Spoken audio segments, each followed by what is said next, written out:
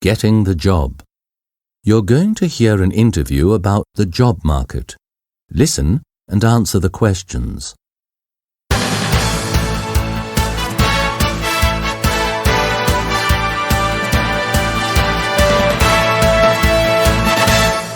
Good evening.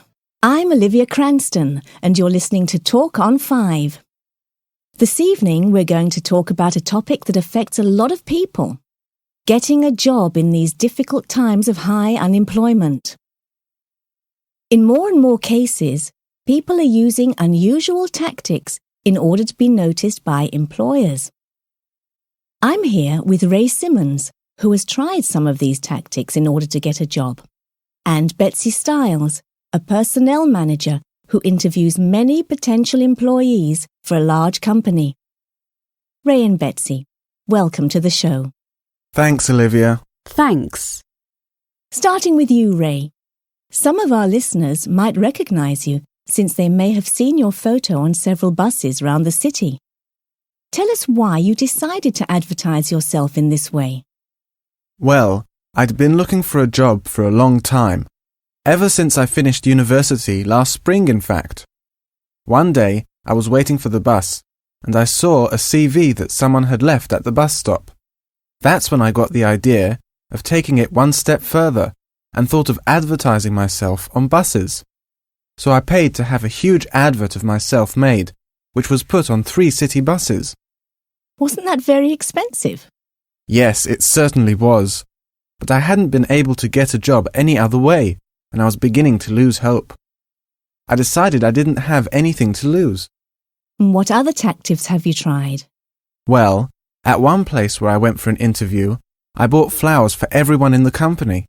Another time, I sent lottery tickets attached with my CV. Once, while I was being interviewed, I even jumped on the manager's desk to emphasize an issue. But obviously none of these tactics worked and got you a job. That's true, but I still don't think I was wrong to try. Just recently, I heard about other unusual tactics that did work. For instance, there was an interviewee who gave a manager his CV on a CD so she could listen to it on the way home if she didn't have time to read it in the office. And he got the job. I also heard about someone who got a job because a balloon had been attached to her job application. Apparently, that really made the boss notice her application. I'm thinking of trying one of those tactics next. Well, good luck, Ray. With all that energy, I'm sure you'll find a job soon. Betsy, as a company manager, I'd like to hear the employer's perspective on these unusual tactics. Well, personally, I think it's fine if someone wants to try something unusual.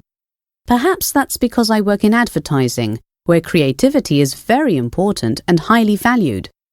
I'd say that these tactics have a better chance of working in a profession like advertising, marketing, or TV production.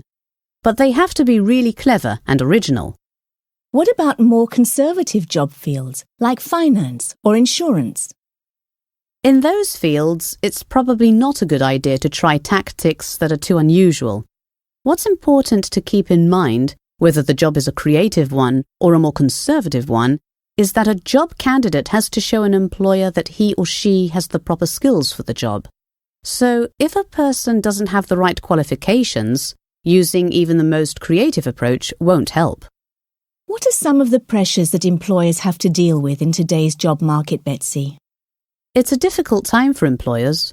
Many of them have been sent hundreds of CVs and don't have time to read them all, so they can't respond to everyone. There are financial pressures as well. Times are hard for businesses too, and employers know that they will be investing a lot of money in the person who will be hired, so they have to make sure that they are making the right choice. So what happens if they make the wrong decision? Well, the employer may lose a lot of time and money. A personnel manager who makes too many wrong decisions will probably be fired. That sounds very stressful. Betsy, I'm sorry, but we have to stop for a commercial break. We'll be back in a moment. Stay tuned.